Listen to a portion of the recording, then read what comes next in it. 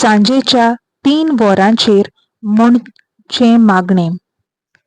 जेजू, तूं मेलोय, पूण मनशां खातीर जिविताच्यो जोरी व्हांवल्यो आनी सगळ्या संवसाराक कालकुतीचो सागोर उक्तो जालो. जिविताची जोरी ओगोनीत देव कालकुती सगळ्या संवसाराक कालकुतीन बुडय आनी तीच आमचेर रोखय. ओ रोगता आनी उदका, तुमी कालकुतीची जोर कशी जेजूच्या काळजांतली व्हांवली, हांव तुमचेर पातयेतां.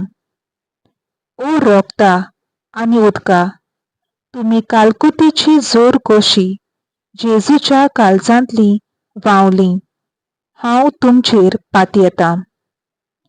ओ रोगता आनी उदका, तुमी कालकुतीची जोर कशी जेजूच्या काळजांतली व्हांवली, हांव तुमचेर पातयेतां.